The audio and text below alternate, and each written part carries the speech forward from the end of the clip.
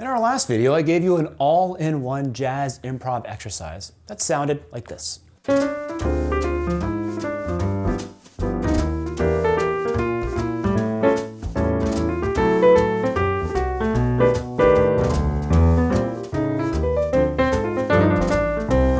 So today, I want to give you some ideas on how to practice the all-in-one exercise, step by step. Even if you can already play it in all keys with ease, you might still find these steps really useful. Today's tutorial is inspired by Thierry Nottermans, one of our Arrangers Circle members on Patreon. Thank you all for the amazing response to the launch of mDecks on Patreon, and definitely keep those ideas coming. Start by just playing the roots of the chords with your left hand in one key, like this, while reading the chords.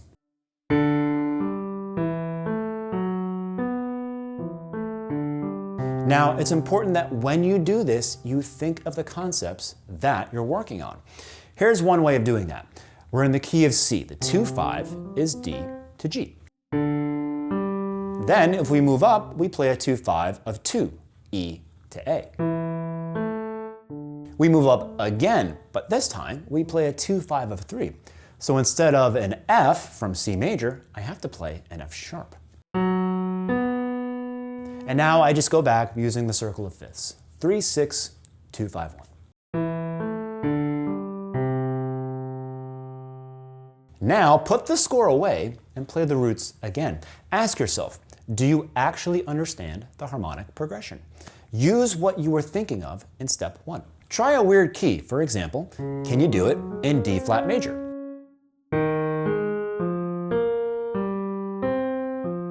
Now add the chord types. All the 2s are minor 7 flat 5 chords. See if you can play all the chords in root position, closed voicings, using smooth voice leading like this. But do it without looking at the score. You just want to use the sheet music for reference. Remember that when we go back, the 2 chords become regular minor 7 chords.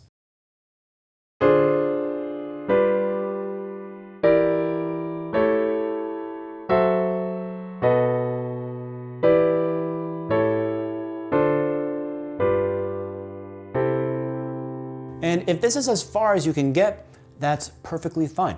That just means that you've found out what you need to work on first. Of course, you can practice and memorize the entire workout in all keys, but then you'd be playing it like a classical piece, relying on muscle memory and completely unaware of the concepts.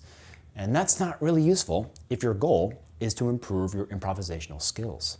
Now we're going to start working with the concepts that we use for the voicings, target notes, and tensions.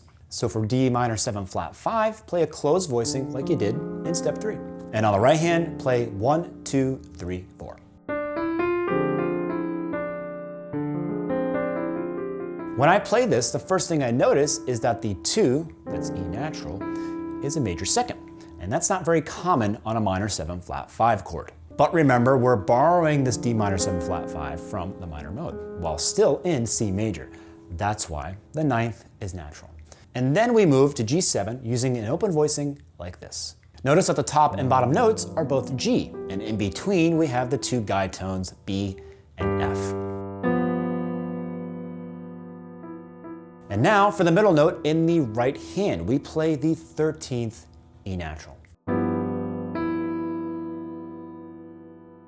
What you have to fight at this point is the desire to want to play it at the final tempo. If you've never really improved your improvisation, it's not because you can't play or think fast enough, it's because you've probably never practiced like this before. Clarity is the key. Now we move to E minor 7 flat 5 to A7, right? If we do the same exact thing, we get this. But we have to remember, this is a 2-5 of D minor, the 2 chord in the key of C. So the F should be natural, not sharp. And that's why in the exercise, I used F natural, making the A7 and A7 flat 13. Notice that now the upper structure on your right hand forms an augmented chord. While on G7, it was an E minor chord. Now we move on to F sharp minor 7 flat 5 to B7. And again, this is the 2-5 of E minor. So G is going to be natural. We could use the exact same voicing that we played on the previous 2/5 and would get another augmented triad as the upper structure for B7. But in this exercise, I used D natural, that's the sharp 9, which gives us a major triad instead. And to bring back that dominant sound, we added the third D sharp on the left hand. And one thing that I do want to mention for those of you who noticed is that right before the F sharp minor 7 flat 5, we're actually playing an F natural instead of an F sharp. But in this case, both options work beautifully. Take a listen. It still works perfectly because it's all about how we create and release tension. When we use F sharp, we're anticipating the next chord, F sharp minor 7 flat 5. So that chord releases the tension created by the F sharp on the A7 flat 13. In other words, if you were improvising this line, both solutions would work. So those are the harmonic concepts, voicings, and target notes that we're practicing in the first part of the workout. We'll take a look at the second part in the next bonus video.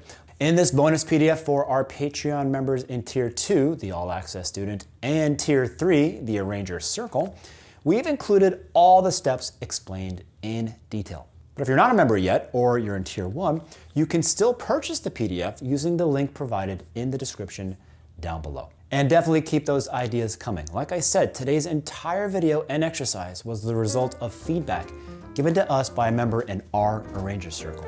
Thank you, Thierry. We're also so excited that we can now get everyone's feedback and respond to all of your questions on Patreon. See you on the next video.